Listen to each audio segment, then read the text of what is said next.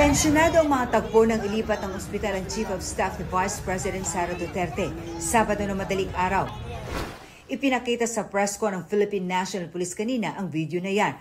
Particular ang pagtulak umano ng hepe ng security ng bise na si Colonel Raymond Lachica sa hepe ng Quezon City Police Health and Dental Clinic na si Lieutenant Colonel Von Jason Villamor. Dahil sa insidente, kaya nagsampa ng reklamong direct assault, disobedience to authority at grave coercion si Villamor, kasama si QCPD Director Police Colonel Melesio Buslig laban kina VP Sara at Colonel Lachica. Ito is nangangulugan na nobody is above the law. So kung meron paglabag, ay ating sasampahan ng kaso. Hindi po namin inaasahan na magiging ganon ang kahihinatnan nung time ng we were at the Veterans Memorial Medical Center in the performance of our duties, and then naging ganun pa. Bukod sa bise at kay Lachica, kasama rin sa reklamo ang ilang John Does at Jane Does. Kasunod ng reklamo ng pulisya, tinanggal muna bilang security ng bise ang mga sundalong kasama niya noon, kabilang si Colonel Lachica. We received a subpoena from the Philippine National Police. No? At iimbestigahan yung mga members ng VP-SPG. Hindi pa namin alam yung specifics nung kaso, no? Or yung investigation. But because yun nga, may subpoena sila, it means to say that hindi nila kayang gampanan yung tungkulin nila to protect and secure the Vice President. That is why we are temporarily pulling them out, replacing them. Meron pa rin siyang security composed of Philippine National Police members and AFP.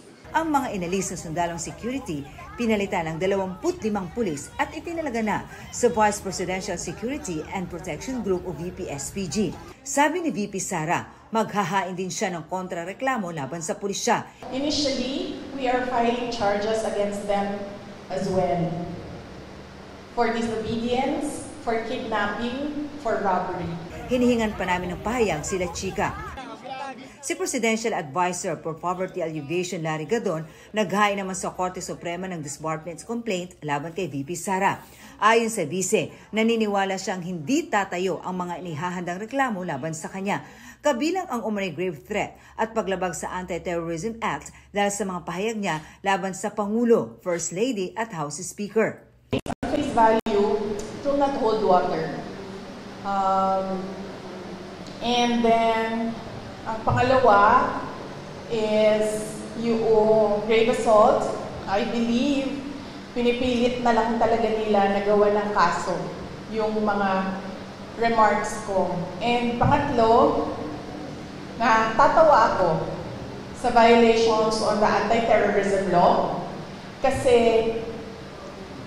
sinusubukan nila to reach sa aking properties and assets. Sinisimulan na ng DOJ at NBI ang investigasyon kaugnay nito. Nangako rin silang susundin nila ang due process. Makaasa po si VP Sara at ang taong bayan na magiging parehas po ang NBI. Wala po kaming kikilingan. Kung ano po yung facts na makuha namin, yun ang ilalathala namin, yun ang i-re-report namin sa DOJ. Iimbestigahan din namin, tatanungin din namin si VP Sara, sino ba yung nagtetreat sa kanya. Muli ring iginit ng bise na totoo ang banta sa kanyang buhay. Nakakahiya raw ang sinabi ng PNP na wala silang impormasyon sa umano'y banta sa bise.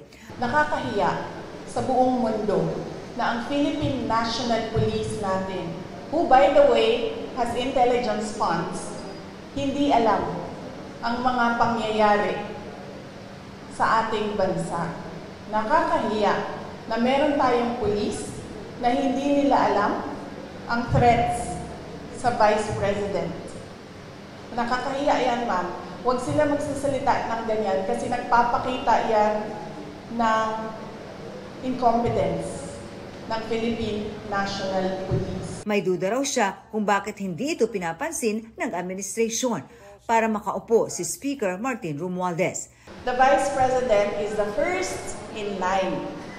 So ibig sabihin, the state is required, is mandated by the Constitution and by laws to protect the Vice President. Kasi pag nawala ang Presidente, siya yung susunod. Kaya pinoprotektahan din siya. Kasi siya yung reserve. Kasi pag hindi mo pinoprotektahan ng reserve mo, wala ka ng reserve. Ang gagawin yan, pipili sila doon sa mga members ng Congress. O, babalik na naman tayo kay Martin doon. So, baka nga ganun yung gusto nilang gawin, no? Hindi na sila masusunod sa Constitution. Kaugnay naman ang usapin sa pagpapa-impeach umano sa kanya, sabi ng bise. They can always, gumastos at magwaldas ng pera ng gobyerno para i-impeach ang Vice President. Kung yan ba naman ang gusto nila, magwaldas ng pera at pagtakpan ang kakulangan at pagsisinungaling ng administrasyon.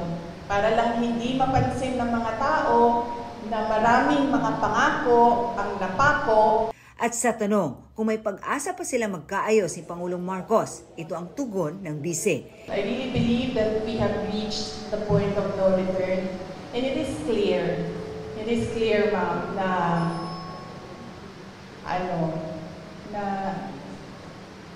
parang they are really going after me. Hinihingan pa namin ng pahayag ang mga nabanggit ni Vice President Duterte. Para sa GMA Integrated News, ako si Marisol Abduraman, ang inyong saksi. Mga kapuso, maging una sa saksi. Mag-subscribe sa GMA Integrated News sa YouTube para sa iba't ibang balita.